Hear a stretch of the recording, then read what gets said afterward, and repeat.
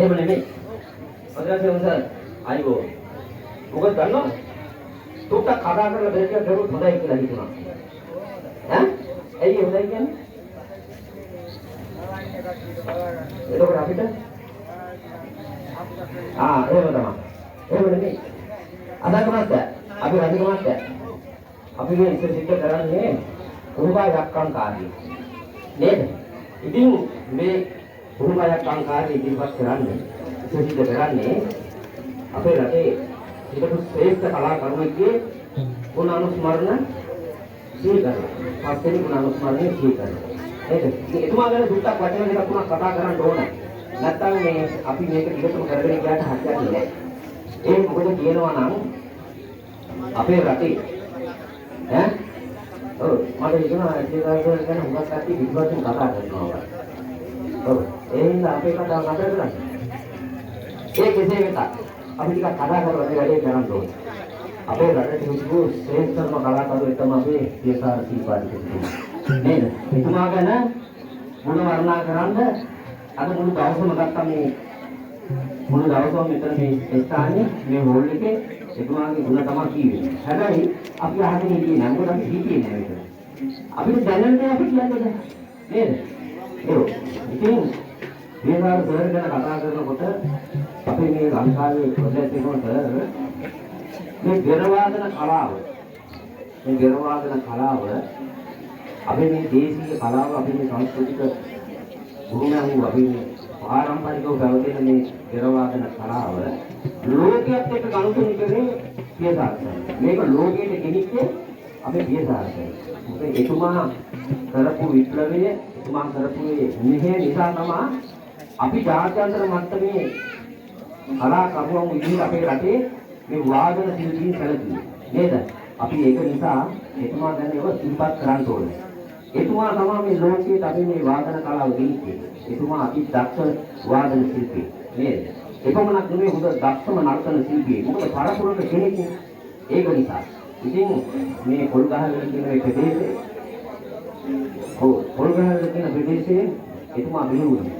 ඉතින් මේ නටුම් කලාවට මහා දායාදයන් ගොඩාක් එක්කාසු කරපු කලාකරුවන් රැසක් සිටින ප්‍රදේශයක් තමයි පොල්ගහවල කියන්නේ. මේ පොල්ගහවල මම හිතන විදිහට අර අපි අහලා තියෙන්නේ ගමතුලියක් කියලා. සුභාගිරියක් කියලා. එතුමන්ලාගේ මම හිතන්නේ ජීවිතවල ශිල්පේ හැදෑරුවේ. ඒකවල තමයි මේ අර චිත්‍රසේන කලාවැටෙන්නේ කියන්නේ. මේ චිත්‍රසේන කලාවැටෙන්නේ එතුමා මහා හරසරෙන් පිළිගන්න අපි සිහිපත් කරලා ඕනේ චිත්‍රසේන කලාවැටෙන්නේ. එතුමාගේ අරුණ වෛශ්‍ය විශ්වවිද්‍යාලයේ කරපුත ඒ චිත්‍රසේන කලාවැටෙන්නේ බැඳිලා තමයි මේ වාදන කලාව ලකු කලාව මේ ලෝකයේ ප්‍රදායක කරන්නේ. එහෙම නේද? ඒක නිසා එහෙනම් මේක ඉස්සරලා ලංකාවේ තියෙනකේ අපි ඉස්සරලා මේ උගා අපිට උගා කියනවා උතුමන්ලාට එහා හිටපු කලාකරුවෝ පිටරට ගිහිල්ලා නැටුවා. හැබැයි මේ නැටුවේ ඒ රටවල ඉන්න අයිත බලන්න තමයි. හැබැයි ලෝකයේ ඉන්න දක්ෂ වාදන ශිල්පීන් එක්ක ලෝකයේ ඉන්න දක්ෂ තාල පද්ධතියෙන් කියන අයත් එක්ක මේ අපේ උඩරට ගැටපෙරේ දවුල සම්මැට්ටම පහතරට ගිරේ මේ වාග්ගුවක් විශේෂයෙන්ම මේවා භාවිතා කරේ එතුමා. ඒ තාල පද්ධතියෙන් එක්ක සහසම්බන්ධ වෙලා ලෝකේ ඕනම කෙනෙක් එක්ක වාදනය කරන්න පුළුවන් හැකියාවක් තිබුණ කෙනෙක් තමයි පියසාරසයි. ඉතින් එතුමා ජීවත් කරන්න ඕනේ. ඉතින් ඒක නිසා එතුමාගේ විශේෂයෙන් මතක් කරන්න ඕන එතුමා යටතේ උරුම ලැබුණු එතුමාගේ ගෝල බාලය ගොඩාක් ඉන්නවා. නේද? ඒක නිසා ඒ ගෝල අතර මම දකින්න කෙනා තමයි රයිබන්දු විද්‍යාපති කියන අපේ ශ්‍රේෂ්ඨ කලාකරුවා. නේද? අද අපේ ලංකාවේ සිටින ශ්‍රේෂ්ඨතම කලාකරුවා තමයි රයිබන්දු විද්‍යාපති. ඉතින් එතුමා මේ ගෝලෙ ඒ හැර වසන්ත රූපතිලක එතකොට මේ මොහොතේ තව සුට්ටකින් නටන්න එනවා අපේ සාරංග මල්ලි ඒගොල්ලෝ තමයි විශේෂයෙන්ම සැලකුවේ දක්ෂ විදිහට පෙර වාදනය කරලා තාල පද්ධතියෙන් එක කටයුතු කරපු ශ්‍රේෂ්ඨතම වාදකයෙක්. ඒ දාර්ශනික හැකියාවන් ගොඩයි. බෙර ගහන්න පුළුවන්, දවල් ගහන්න පුළුවන්, ගන්නට්ටම් ගහන්න පුළුවන්, උඩකි ගහන්න පුළුවන්, රබන් ගහන්න පුළුවන්. තබ්ලා ගහන්න පුළුවන්. බෙර වාදන වාදනය කරන්න පුළුවන්. ඒ හැකියාව එතුමා ගාව තිබ්බා. ඉතින් එතුමාගේ ගුණ හුඟක් වයන් ඕන, කියන්න ඕන. එතකොට තමයි එතුමාගේ අර නාමය තවදුරටත් අපි අතට තියෙන්නේ නේද? ඉතින් එතුමා මම හිතන්නේ අපේ රටේ කලාකරුවන්ට කල්පන ආකාරය අපි දන්නවනේ නේද? ඒක නිසා එතුමා අපි අතට නියුණා. දැන් වසර 5කට ඉස්සරලා මම හිතන්නේ සෞන්දර්ය විශ්වවිද්‍යාලයේ තුල මේ ඔය කාලවලට නියම ආකාරයට දැනගත්තොත් නැතුම් ගොඩක් තියෙනවා. විශේෂයෙන්ම සංකමන්ලි යතුම් පදේ කියන එක නේද? ඒකටම ආවේනික වූ අපේ පාරම්පරිකව පැවතින ටික ලස්සනට ගොනු කරලා අද එදා ඉඳලා අද වෙනකන් ඒ ක්‍රමයේ තමයි මම හිතන්නේ ලංකාවේ පවතින්නේ. ආබාල පරම්පරාවට මෙව කින්නන්ට විශාසක මහා හේරේ.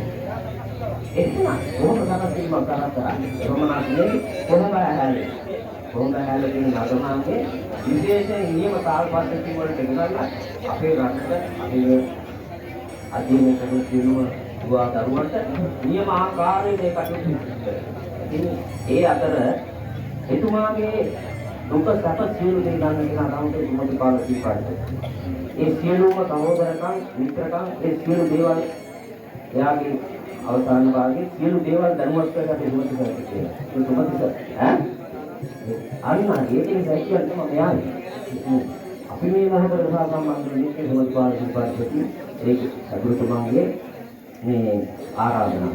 ඉතින් ඒ විද්‍යාර්ථයන්ට තිබු සියලුම දේවල් දැනුවත් කිරීමේ සුමති පාරිසරික පාරිසරික තමයි. සහෝදරයා එහෙම නැත්නම් විද්‍යාර්ථයන්ගේ තව මාළිගා කීප දෙනෙක් ඉන්නවා. විශේෂයෙන් මතක් කරන්න ඕන අපේ සුමේද ශ්‍රීපාදතුමා ලංකාවේ හිටපු අති දක්ෂම නර්තන ශිල්පියෙක්. මේ හැඩට මේ අතපය නියම ආකාරයට නිසි තැන් වලට ගෙනිහිල්ලා දක්ෂම නර්තන ශිල්පියෙක් සුමේද ශ්‍රීපාදතුමා. ඉතින් අපි එතුමා ශ්‍රීපාද කරලා එතුමාට නිරෝගී භාවය දෙන්න කියලා ශ්‍රීපාද කරමින් මේ සාර්ථකව නේද? කලාකරුවන් විදිහට අපි දන්නා කියන ආකාරයට ඒ සාර්ථකයට ජීව සම්පත් ලැබෙන්න ඕන අවසානයේ කෙලවර නිවන් දකින්න ශක්තිය ලැබෙන කුසල කර්මයේ කාන්තයෙන් සමාන්ත ලැබේවා. අපි ගන්න මේ පෙරපදයක් ආසන්න එතුමාට මේ කීපේ අනුමෝදන් වේවා මේ කියන කවියක් වාදනය කරන එකක් මේ හැම එකක්ම එතුමාගේ නමින් අපි මේ කටයුතු සිදු කරනවා. එතුමාට නිර්වාණ සම්පත්තියක් ලැබේවා කියලා අපි තව දුක්ඛ දෙයක් ගහලා වැඩි පටන් ගමු. මේ නැත්නම් කාලේ වැඩි වෙලා අධ්‍යාපන යනවා වෙයි. ඔව් ඒක තමයි හොඳයි. ඕක.